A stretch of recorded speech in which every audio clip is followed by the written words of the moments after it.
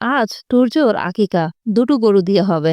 বাড়ির প্রত্যেকটা সদস্য ভীষণ ব্যস্ত, শুধু জয় বাদে। সে তরির কাছে বসে আছে বিছানায়।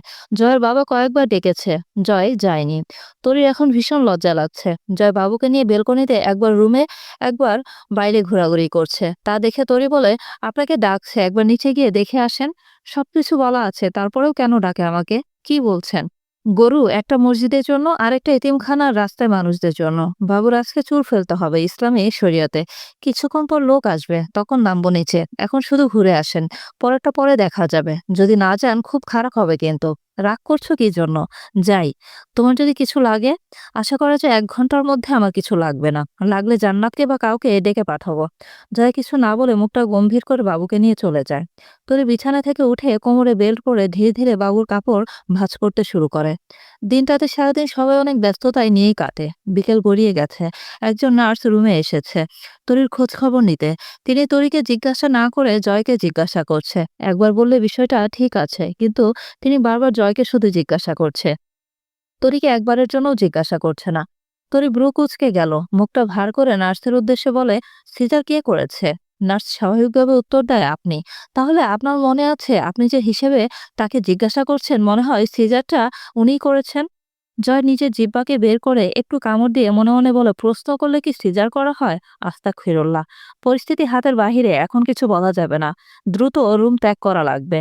জয় নিজেকে স্বাভাবিক করে বলে, তোমরা কথা বলো, আমি বাহির থেকে আসি। এখন বাহিরে যেয়ে লাভ কি?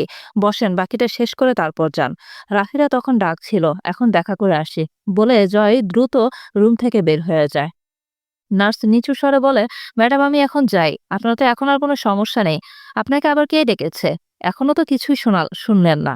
কেউ না ম্যাডাম, স্যারের কাছ থেকে তো সব শুনলাম।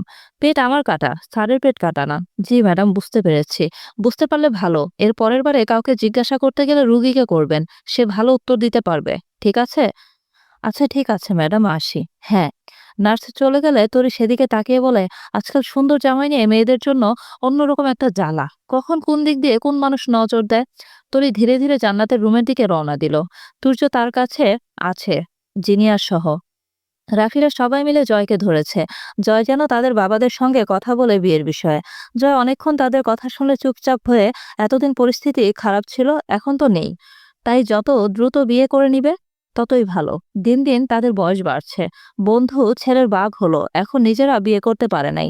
তাদের দুঃখের কোনো শেষ নেই। জয় সবকিছু শোনার পর বলে, আমার দিনকাল কি এতই খারাপ এসেছে? আমার বউ এখনো সুস্থ হয়নি। আমার বউয়ের কাছে যাওয়া নিষেধ, সেই জায়গায় তোরা বিয়ে করতে চাস। তোদের আজকে বিয়ে দিলাম, কালকে তোরা সকালে গোসল করে আমার সামনে দিয়ে ঘুরে বেড়াবি। এর চেয়ে দুঃখজনক ঘটনা কি আমার কাছে আছে আর বল তোরা? তিনজনে আশ্চর্য হয়ে গেছে। হৃদয় মুখ ফুটে বলে, এক বাচ্চার বাপ হয়েছিস, আমরা এখনো বিয়েই করতে পারিনি।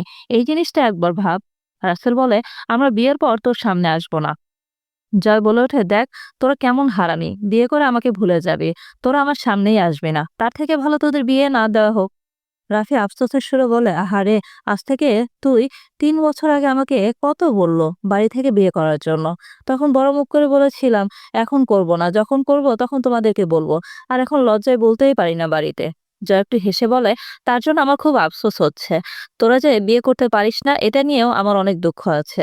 বন্ধু হয়ে বন্ধুর দুঃখ বুঝবো না, তা কি করে হয় বল? রাফি হঠাৎ করে উচ্চস্বরে বলে, কষ্ট যখন বুঝিস তখন বিয়েটা করিয়ে দে। আর কিছু তাই না, শোন, আমার বিয়েতে যা যা করব তুইও তাই করিস। আমরা আবার তোর বাসর ঘর সাজিয়ে দিব।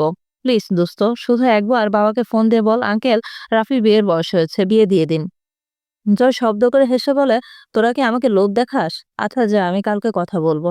আর যা বলছি সেগুলো মনে থাকে যেন। খুশিতে তিনজন জয়কে জড়িয়ে ধরে। জান, তুমি ফ্রি থাকলে তোমার সঙ্গে আমার কথা ছিল। রুহান কথাটা স্বাভাবিকভাবেই বলে। জি আমি ফ্রি আছি, বলেন। ওই দিন তোমাকে বললাম চাচু আমাকে এভাবে বলেছে তোমার আর আমার বিয়ের ব্যাপারে, তুমি তো কিছুই বললে না তখন। জান্নাত কিছুক্ষণ চুপ থেকে বলে, চাচু যা বলবে তাই হবে। আপনাদের খুব বেশি প্রয়োজন যদি হয় বাড়ির বউকে ঘরে তোলার, তাহলে চাচুর অপশনটা নিতে পারেন। আমি আব্বুর সঙ্গে কথা বলছি, তিনি চাচুর সঙ্গে একমত। আমার মনে হয় দেরি বেশি। আচ্ছা, আমার সঙ্গে কথা বলছো, তোমার একটু মায়া জন্মায় নাই? জান্নাতের ঠোঁট একটু ফাঁক হয়ে গেল হাসিতে। মনে মনে ভাবে, তোমাকে কিভাবে বোঝায়, তোমার উপর আগে আমি উষ্টা খাইছি, তুমি আগে উষ্টা খাও, তারপর বলবো। জান্নাত নিজেকে স্বাভাবিক করে বলে, আপনার মায়া জন্মেছে? রোহান কিছুক্ষণ পর ধীর কণ্ঠে বলে, খুব জন্মেছে। যদি আমাদের বিয়ে না হয়, মায়া দিয়ে কি করবেন? রুহান একটু শব্দ করে হেসে বলে, বিয়ে কি করে করতে হবে তা আমার জানা আছে। তোমার চাচু সেই গুরু। চাচু গুরু বলতে? পরে একদিন শোনাবো, এখন রাখি, খাওয়া দাওয়া করে ঘুম আসো। আসসালামু আলাইকুম।